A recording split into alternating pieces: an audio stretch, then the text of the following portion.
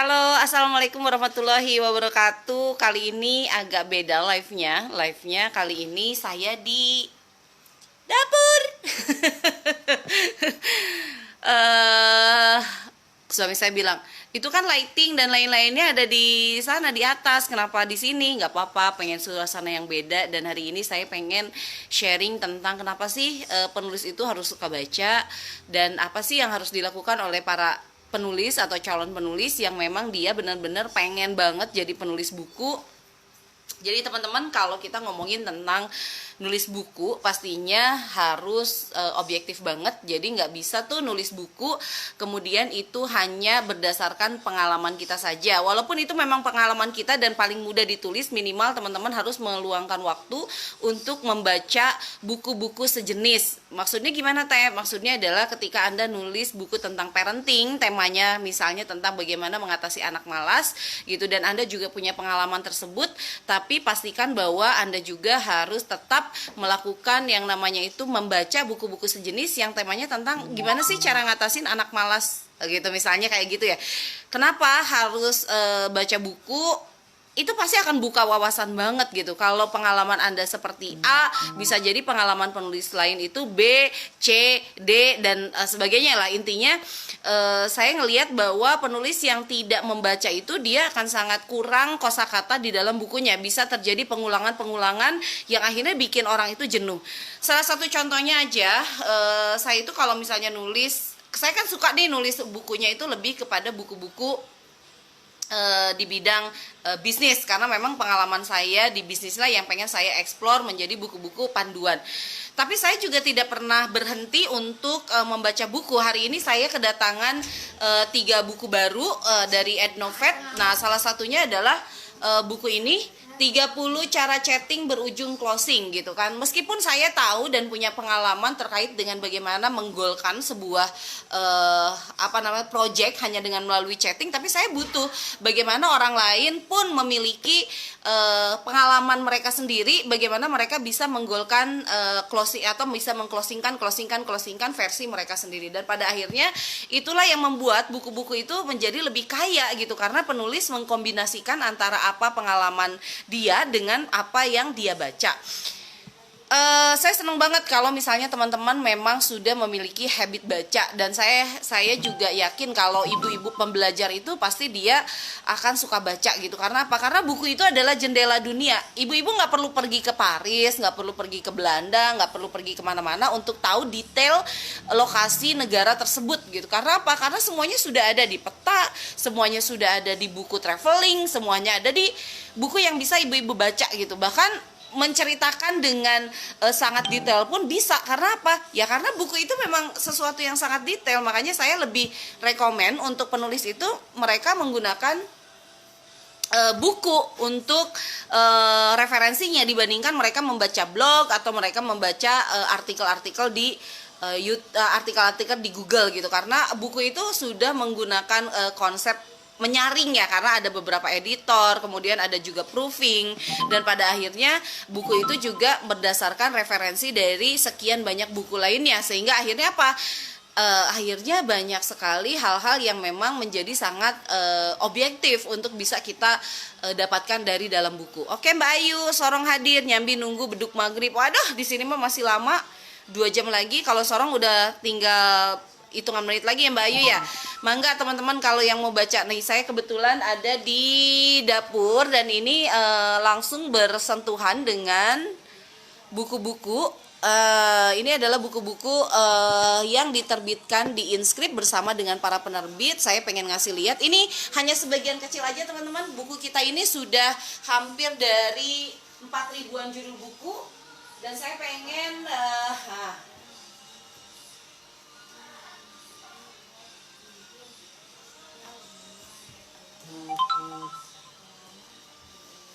nah ini kayaknya bagus banget deh kalau saya bahas di bisnis. Ini buku lama, tahun berapa ya?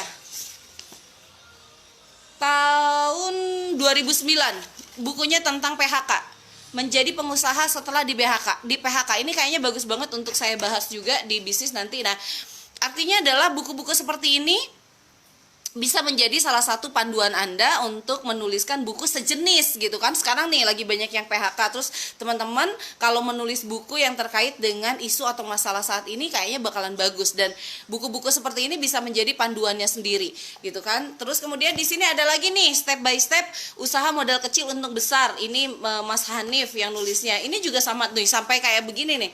Jadi saya tuh buku-buku lama saya simpan yang memang ini adalah karya dari para penulis di Inscript. Ini tahun 2010, jadi 9 tahun yang lalu. Nah, aduh ada orang Ponorogo, Jakarta juga. Oke, di sini intinya adalah teman-teman, saya pengen bahwa teman-teman ketika berpikir menjadi seorang penulis, teman-teman itu jangan pernah berhenti untuk membaca. Ketika ada buku-buku yang memang teman-teman butuhkan untuk mendapatkan referensi, silahkan teman-teman bisa tersebut. Jadi intinya adalah terus melakukan yang namanya tambahan wawasan sehingga menulis itu menjadi semakin mudah. Nih kalau saya nulis bukan hanya di buku. Nih, lihat ini di dapur saya, itu banyak tulisan-tulisan. Setiap hari lahirkanlah inovasi, mimpi, dan aksi baru. Jadi saya tuh senang bikin yang namanya quotes-quotes seperti itu, dan itu menyemangati banget walaupun itu di dapur gitu kan. Saya selalu berpikir. Saya pengen ngasih tahu juga sama teman-teman kalau saya itu jadi penulis nggak tiba-tiba jadi penulis. Nah ini saya mau kasih lihat. Nah ini adalah beberapa liputan yang pernah diberikan kepada beberapa media, seperti misalnya saya itu berawal dari buku diary, kemudian saya menjadi penulis buku biografi. Nah, ini adalah salah satu sejarah yang bisa dibilang bahwa saya itu nulis itu awalnya memang curhat-curhat aja gitu, tapi kemudian bisa sekarang menjadi sebuah profesi. Terus, dan saya yakin bahwa ibu rumah tangga itu sebetulnya mampu dan sanggup untuk bisa jadi penulis. Dan kalau ngomongin tentang ibu-ibu pebisnis gitu, saya yakin banyak banget ilmu yang bisa diberikan oleh para ibu kepada yang lainnya. Nah ini adalah beberapa ya, dari menulis saya bisa mendapatkan banyak penghargaan. Kayak misalnya ini nulis ini saya dapat penghargaan sebagai perempuan yang menginspirasi masyarakat, dan ini berdasarkan dari menulis saja gitu, karena tulisan-tulisan yang memang di buku kemudian di sosial media ini bisa saya dapatkan, dan semuanya dari nulis. Kemudian saya mendapatkan penghargaan juga dari Wali Kota Bandung sebagai penulis dan pemerhati perempuan. Hanya dari menulis saja saya bisa mendapatkan banyak penghargaan. Jadi sebenarnya menulis, nah ini, dan bisnis penulisan ini saya mendapatkan penghargaan juga dari Bank Mandiri sebagai wirausaha muda mandiri tahun 2011. Jadi teman-teman, kalau kita ngomongin tentang dunia penulisan itu luas banget, dan saya seneng banget ketika ada ibu-ibu yang memang sangat kepengen jadi penulis. Maka ya ayo kejar jadi penulis, karena penulis itu sebetulnya bisa dilakukan oleh siapapun, bukan terkait dengan bakat. Dan memang gak ada bakat yang dilahirkan secara instan, lahir bayinya kemudian dia berbakat menjadi seorang penulis, enggak gitu. Karena nulis itu bukan bakat, proses yang dilakukan terus menerus gitu. Dan proses yang dilakukan terus menerus salah satunya adalah dengan membaca atau membuka wawasan teman-teman dengan bacaan-bacaan buku yang memang menyesuaikan dengan apa sih buku yang ingin Anda tulis gitu. Jadi memang saya berharap di ibu-ibu doyan bisnis ini cerdas, bisa nulis, bisnisnya juga jalan gitu. Karena bisa nulis itu sangat bisa diaplikasikan untuk bisnis yang kita jalankan gitu. Saya mau nyapa juga di sini ada Mbak Ayu tadi, Mbak Ilmiah, kemudian Mbak Umu Adiba dari Ponorogo, saya dari Ponorogo juga. Terus kemudian ada Mbak Ani, kemudian Mbak Umi. Kemudian saya suka nulis teh, tapi agak sulit kalau nulis cerpen atau novel. Kalau cerpen masih bisa tuntas jika dikerjakan pelan-pelan, tapi kalau novel suka mandek di tengah-tengah.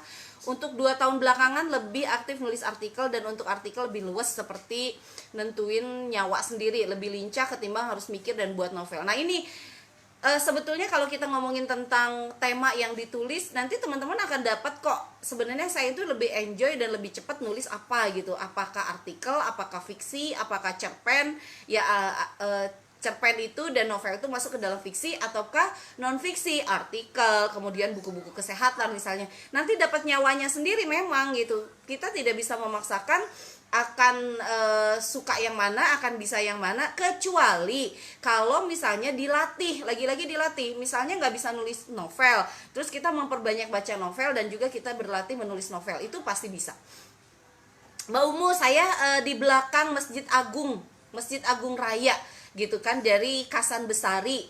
Nah, saya kalau pulang kampung di sana, saat ini nggak bisa pulang kampung pastinya. Kemudian Mbak Yulia hadir teh, kemudian Mbak Dwi Jogja hadir, Masya Allah. Mbak Dwi, vitamin C-nya bagus banget, saya konsumsi bareng sama suami. Mudah-mudahan nanti kalau udah habis saya bisa pesan lagi ya Mbak Dwi ya.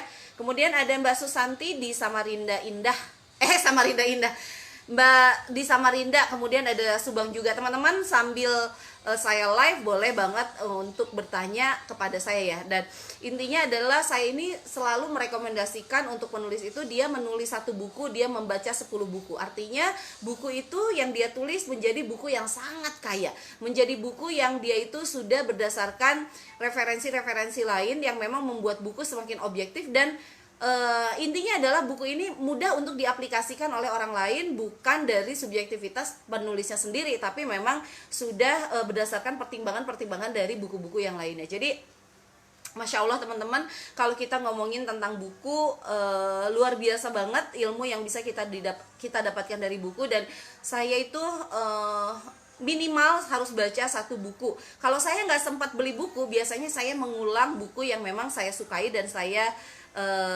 rasa ini menjadi solusi daripada masalah yang saya hadapi. Kemudian deket-deket dong saya Jambon, semoga suatu saat bisa jumpa. Insya Allah saya sudah waktu itu 1 kali di Madiun, 1 kali di Ponorogo, 1 kali untuk ngadain kopdar. Mudah-mudahan nanti kita bisa kopdar lagi.